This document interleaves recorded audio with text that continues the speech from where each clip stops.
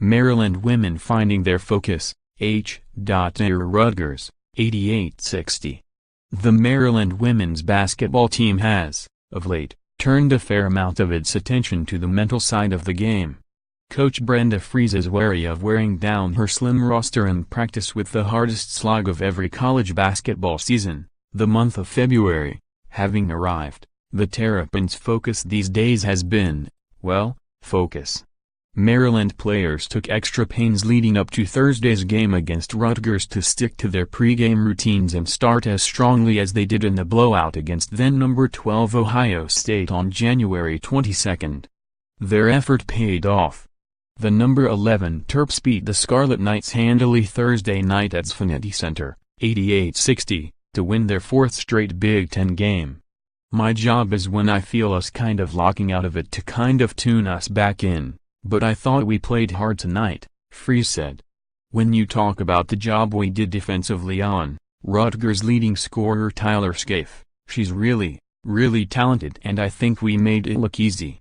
But collectively, as a team, I just see our team continuing to keep improving each and every practice and each and every game, and we have to continue to be able to have that.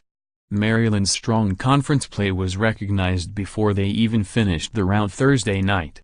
The NCAA Division I Women's Basketball Committee released the second of its regular season top 16 rankings during the game, placing Maryland at number 13. In the first iteration of the rankings, which were released before the Ohio State win, the Terps were left off the list. Maryland, 19-3, 8-1 Big Ten, never gave Rutgers, 17-7, 5-5, a chance to establish its rhythm. The Terps stayed alert on defense and pounced first, shooting 59.3% from the field. The win was Maryland's last home game for 2 weeks.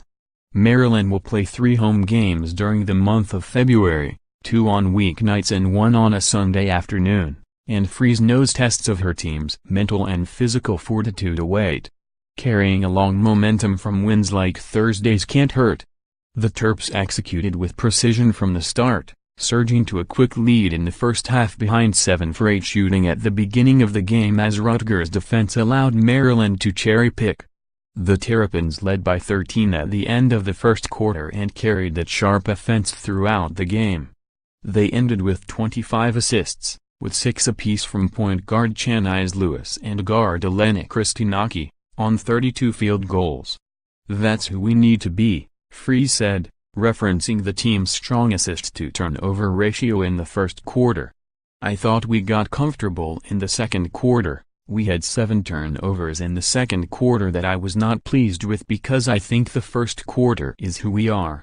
On the defensive end, the Terrapins held steady against the undersized Scarlet Knights. Stephanie Jones, 16 points, 5 rebounds, and Brenda Frese, 9 points, 7 rebounds, did well to limit Rutgers in the paint and help keep them at 35% shooting from the field. Maryland won the rebound battle 46-26. But it was Charles's performance as the primary defender on Scaife that stood out. Charles held a senior, who averages 20.3 points, to a season-low 6 points. It was just the second game this season Scaife hasn't scored in double figures. The sophomore, meantime, led the Terps with 22 points. Kristinaki backed her up with 20 points and a team-high 8 rebounds. My teammates had my back.